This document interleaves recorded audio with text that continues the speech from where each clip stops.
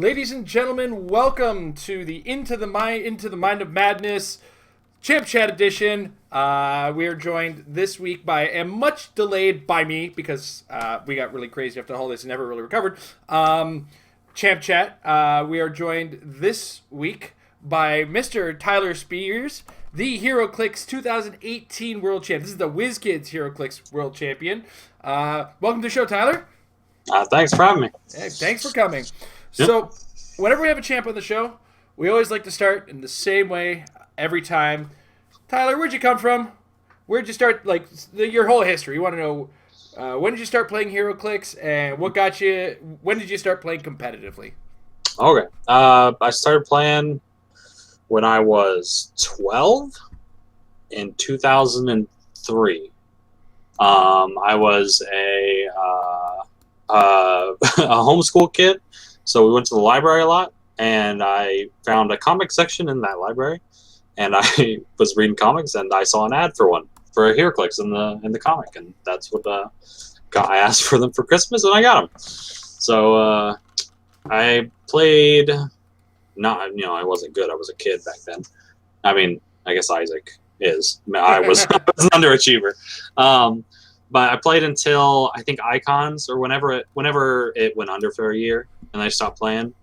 Then I moved to Cincinnati, I think 5 years ago, and I just walked into a game store and I saw they were having a sealed event for Deadpool, and so I picked it back up again and I've played since then. Didn't really get into competitive until 2016. I played in one local rock. I didn't do very well, and I didn't build my team. I just played what somebody told me. I played Super Scroll and Copycat because, why not? My first event I traveled to was in Owensboro. I played like 3 of the Magnetos, like a free running shot with a Vanisher and the Power Plant. That was a pretty cool team. I had something similar with Pandora's Box at one point. Yeah. I really liked that piece. But I did awful. I think the team was good, but I was not thin. And that's about when I started. Awesome. So, on that, you're here for a reason, and that reason is, of course, you won the Heroclix World Champions. And let's take us from prep to victory. What was your thought process? What was the practice regime like? And all that kind of stuff leading up to the tournament. And then give us an overview of how the tournament and how it went, and Okay. So prep, I guess, started with when I first played Wales. I pulled them in the team nationals. I've told the story before. I pulled 2 of them. I played them. They overperformed the entire day. I was like, wow, these guys are really good. And we ended up getting to the finals. We got second there, so that was pretty cool. And then as soon as I got home, I told Marcus, my teammate, hey, I'm going to make a team with Wales. I'm going to make a team with 4 Wales. And then I did. So the original team was 4 Wales, Bizarre Green Arrow, and Dr. Frankenstein. And then IDs and stuff. Yeah, it's pretty good. I mean, I think that's a pretty good team. I practiced. I actually was winning a decent amount with that.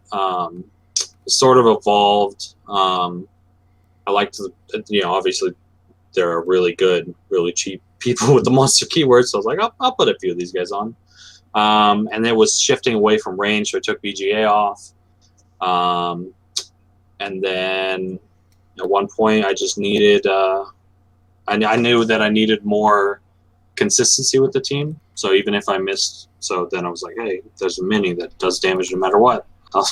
With the monster keyword, I put him on there. I practiced a lot online. That was the majority of my practice. So that was very helpful. I would not have won if online hadn't become a thing. I was not a good player until online became a thing because I did not practice ever. So practice is very important. Practice. I practiced a lot. The team evolved. Just the IDs changed. I played it in a few events before Worlds. Obviously, I played it at Rock Cup and I did pretty well there. I had help from other people, suggestions. I'll give a shout out to Tommy Lytle. He actually helped a ton just because I originally had 2 Surters on the team, and then he played the team, but he took off a Surter for 2 Carnages. I hadn't thought of that, and Carnage is very good as a taxi, as a plasticity colossal, which is amazing against Starro, who was relevant at the time. Yeah, so that's how the team evolved. Day of the tournament, I knew what I was playing because I had been playing it for, I think, 3 months of the time, maybe 4 months, something like that. Yeah, I think everybody else knew what I was playing too. So the Swiss went pretty well. I have the thing pulled up just so I remember people's names. Joe Pangrazio, I think. But he was the one who won the Team Worlds, actually. Him and a few other guys. Okay, yeah, him and Devin, one of our local players. Yep. It was like a pickup group.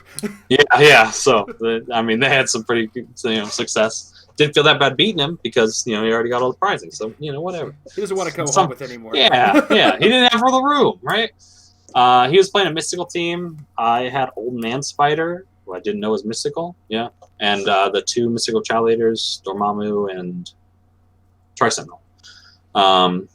It was a pretty fun game. I actually lost map, which was surprising. I ended up missing all of my opening attacks on that turn, even the Quakes to kill his toy soldiers, which he also had.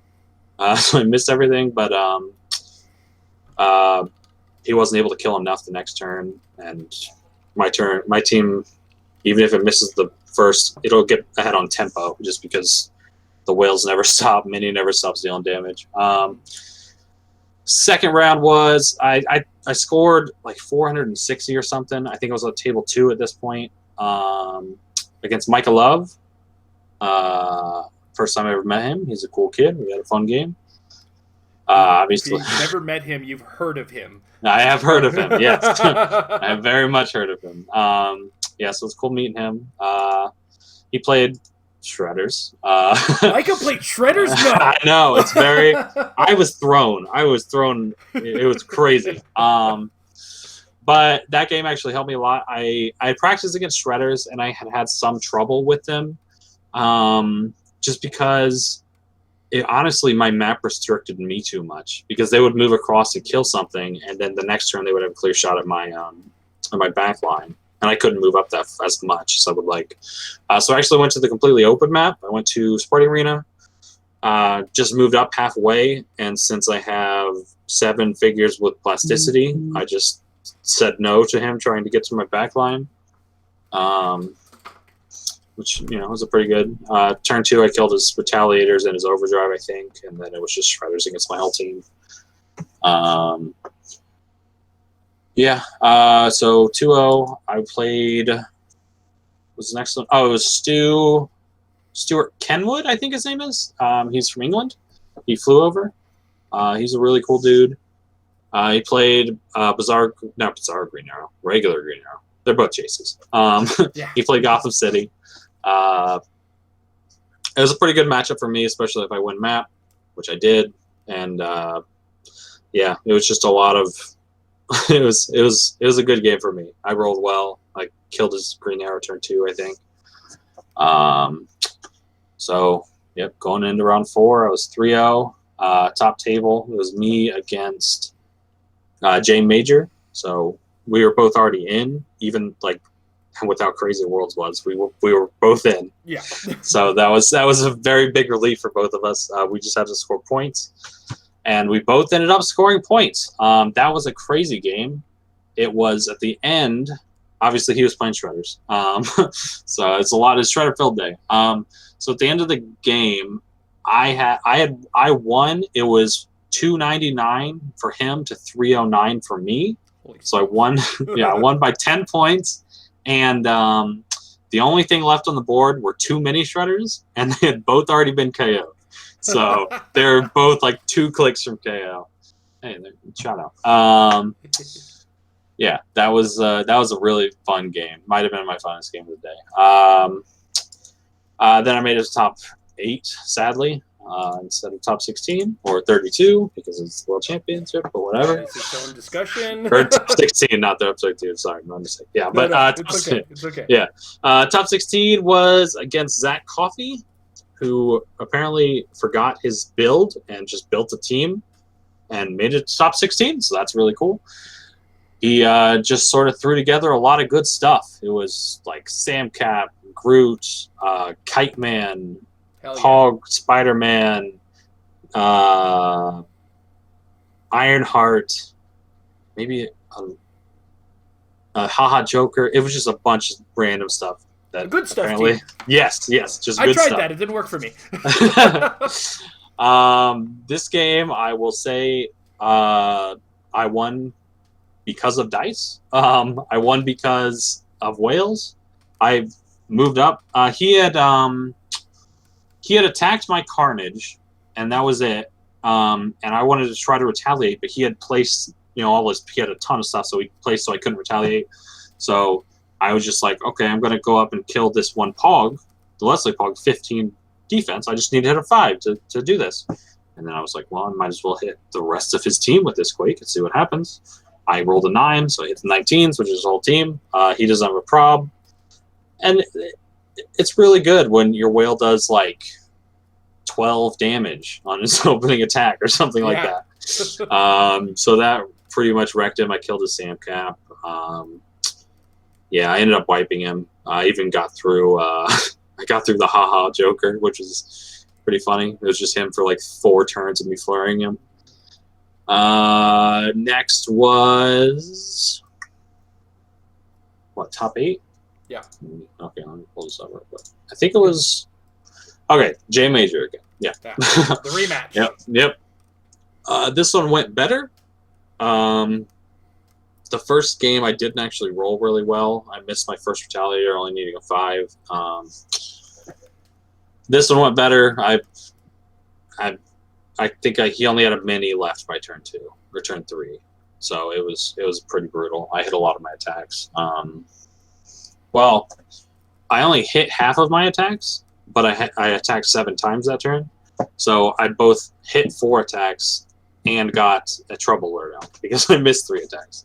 So, that's how that one went. Top 4 was against Matt Esbrook, so full point Unimind. Yeah. Everybody knows how that one went. I tried to keep my Asserter alive and keep him tied up plasticity. He tried to run away with phasing, and that is exactly what happened. We went to a roll-off, and I can confidently say that Dice won me that game as well. Then we went to the finals against Easton, obviously. I was feeling really good about it, and then I lost map, and I was feeling less good about it. But it just it's still a good matchup. Easton did some things that I didn't see coming. I'm not going to say that I outplayed him, but I think that my team just had a favorable matchup against a lot of teams in the field that day. So, ended up beating him pretty close. I think I beat him by like 40 points or something. He just had a Joker left again, and I was just flurrying him when the time came. But yeah, that was it. And there it is, the world champ. Yep. So there's, of course, a couple questions in regards to your team, because yours stands out a little bit differently than a lot of other champs that we've had. In the past, a lot of the teams were a little bit obvious and raised significantly less questions. The first question I have is, how did you do it without prob? I did it without prob with 7 attacks a turn with mini and Surtur pings. That's how I did it. Yeah. I'm a firm believer in bell curve dice. I will eventually hit those 9s. Yeah, because I also play a monster themed team occasionally, and I play Goblin King for the sole fact that I need some source of prob. Yeah, there's not a lot of prob in monsters. That was another reason I didn't play prob. Yeah. And of course, I play with a couple of Dr. Frankensteins because of the healing, which you at one point were doing. That's why I went, I was on the right track at some point. Yeah, it's pretty useful. You've also been continuing the legacy of the monsters. Usually I get champs, a week or two after, but it's been a couple months, and you've actually continued to play fairly well with this team. Yeah. I've been to 6 events this year since Worlds, and I won 4 of them, and I got 3rd in the other 2. Cool. And with rotation coming up around in July, do you see modifications coming up to you lose the mini shredder? Yes, that's it. That's the big one. Yep, that is a big one. You don't have to say specifically if you have a specific plan for it. Mm-hmm. Do you have plans to continue the team without the mini shredder, or do you feel that's a pivotal piece in the team that kind of holds it together? Both. Shredder is the best piece on the team because he's mini shredder. He's, top 3 piece in modern, right? He's probably 25 points undercosted at least. But there's definitely monster is still a good keyword.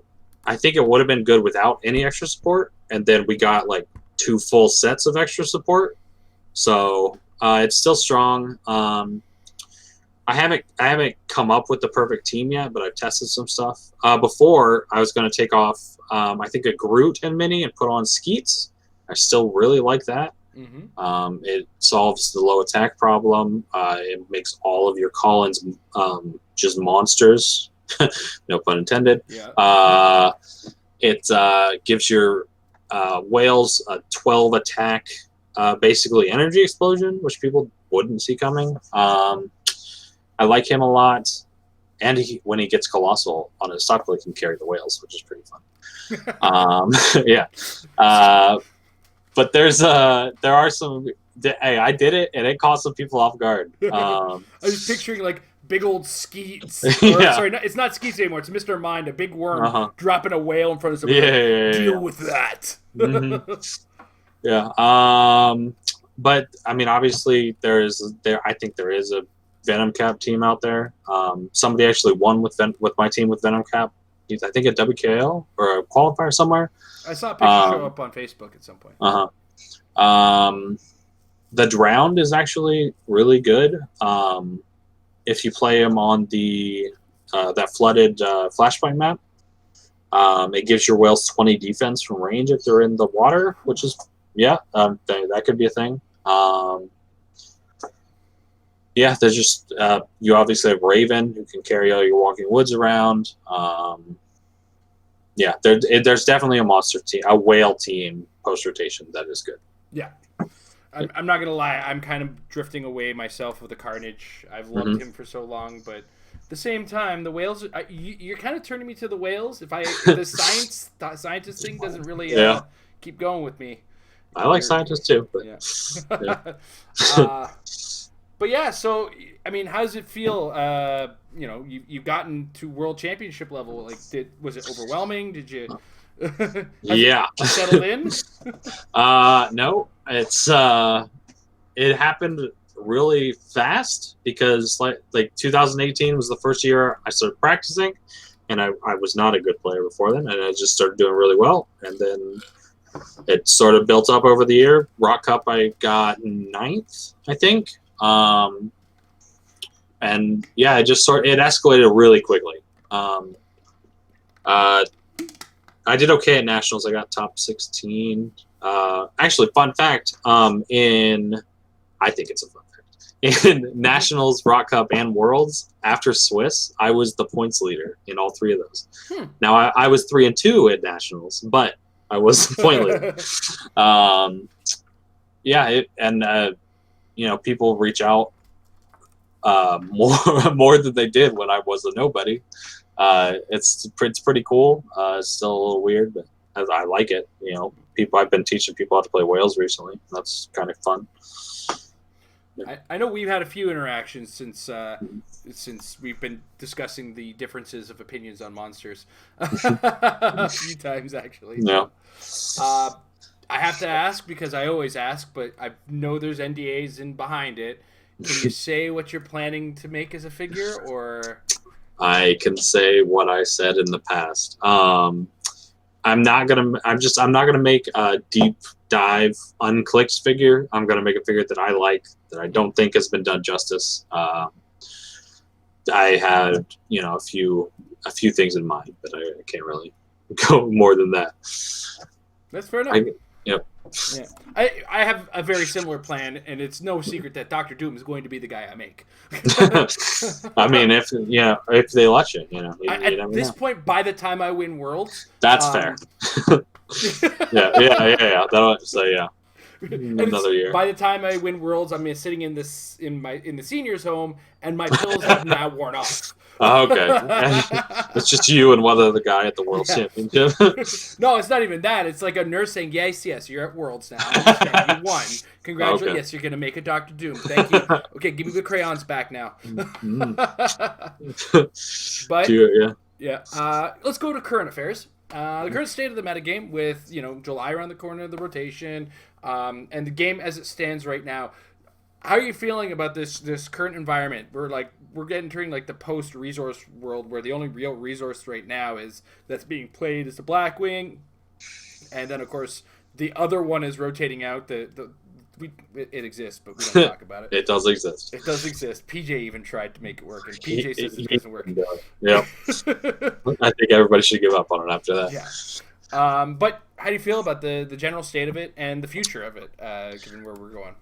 I do like equipment. I think they're definitely better than resources, just because they're consistent. I don't really like the mechanic of sometimes like the 1/3 of the time your build works and the rest it doesn't. It's sort of mandatory to use split lip or something at that point. But I like where the meta is. Like there's still a ton of teams out there. New things are winning every that Captain Marvel Double Unseen team just won a couple. I like that team a lot. There's a lot of variety still. The only glaring problem, in my opinion, is Hawkeye. I do not like that, and I know it sounds biased because that's like the only bad matchup I have, but I don't like what he does. I get that people don't like Mini, and I understand that. I like I said, he's 20-25 points undercosted to me. He should be like 120 points, but it's just not the same as killing an entire team in one turn. In my eyes, it's like this guy will do 30 damage the second turn, and there's really nothing you can do about it outside of burying yourself in, and then now they're teching in a barrier piece to bury your Alpha Strike, and then they go the third turn. So I just don't like that. But I don't think it's like super oppressive because other things are still winning. I think that maybe when Nationals comes around, it could be a problem, just because if people see that Hawkeye is the best, then they'll play Hawkeye, and then there'll be like 20 Hawkeyes there. But maybe that encouraged people to build counters to him, and the meta always shifts, it always changes. So maybe by the time Nationals rolls around, nobody will be playing Hawkeye because everybody will be expecting Hawkeye. Yeah. Or maybe that new hotness from Rebirth shows up. Yep. No, I couldn't even get those words out. There's like 2 pieces that add to teams that already exist. Mm-hmm. But general state, other than of course the Hawkeye, you're feeling it's pretty healthy meta. Yeah, I like it a lot. I think I will like it when rotation happens, even though I lose many. It's always fun to play in a fresh meta. New things pop up. But yeah, generally I like the game state right now. There's still a couple rules things that are a little fuzzy, but I think that they're going to fix those. I think that they're aware of them at least. Yeah. So, and I there's always going to be something. I think it's a healthy place right now. Yep, awesome. So with that, do you have any advice to play? Everybody wants to be a world champion at some point. It's a given. We all strive to be better competitive players. What would you suggest to players who might be thinking about either becoming competitive players or want to improve in their current state as a competitive player? Well, the number 1, 2, and 3 are practice. That's it. Like I was not a good player until I practiced, and then I was a good player. So that's the biggest advice. But there's other things are just play what you want. Don't let people judge you for what you're going to play. And if that means you don't want to play a piece that you think is overpowered, don't play that, and don't feel bad about it. Like, everybody plays the game differently. If I just wanted to play what was strongest, I would have kept playing. I would have just played Unimind. And I played him at the beginning of the year, but I switched off him just because I didn't want to play him. I didn't, and that led me to something else, obviously. And experimenting is good. Looking at pieces that not other people are looking at is good. So don't don't let somebody shame you for trying something new.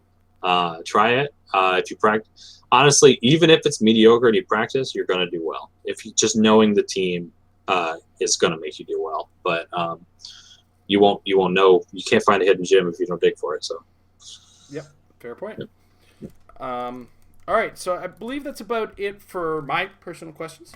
And our guidance through the show. We're now going to move to chat or other questions. We got one in the Discord. If you guys are watching live right now, in the chat, just put in capital letters question if you have a question for Tyler, and we will be more than willing to ask him that question. So long. Keep it polite, boys and girls.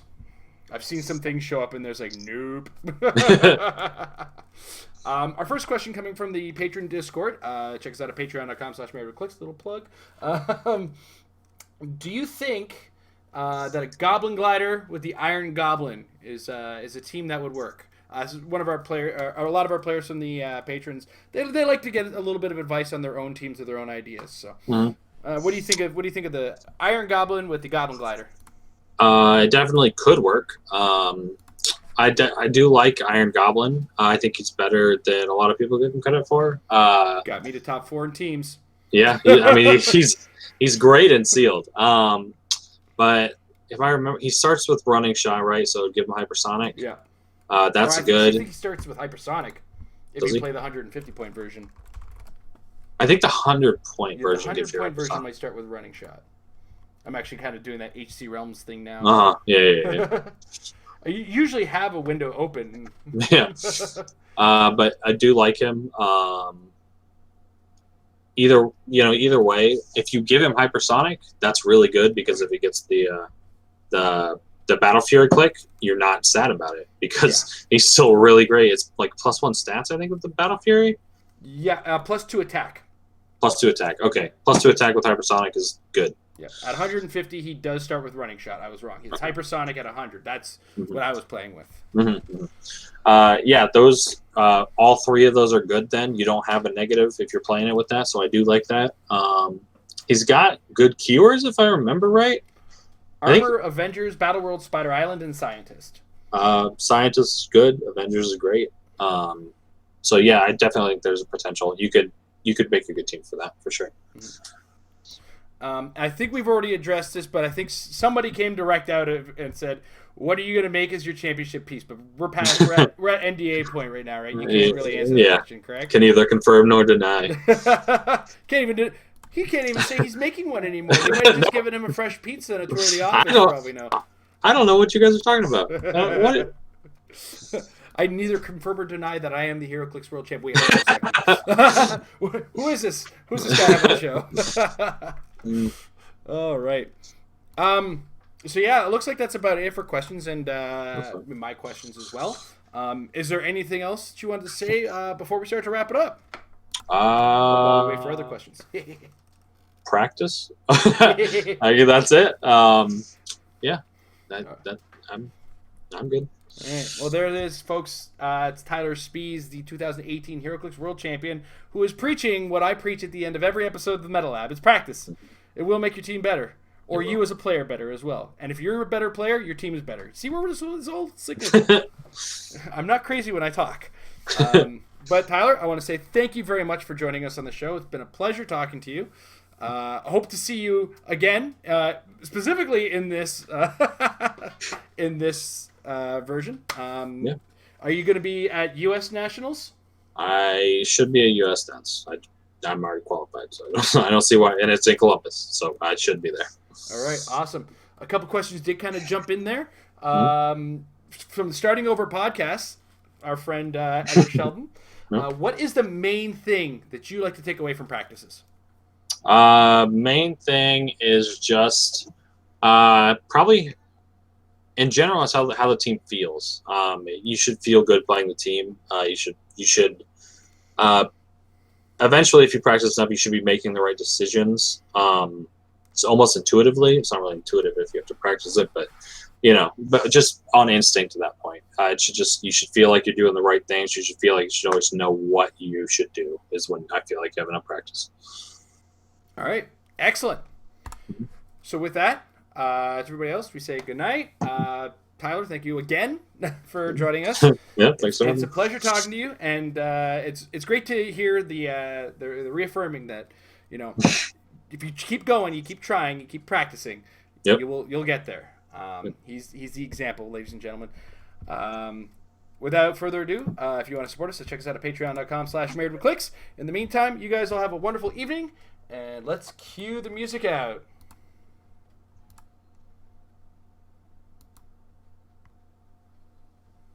I should probably turn the volume.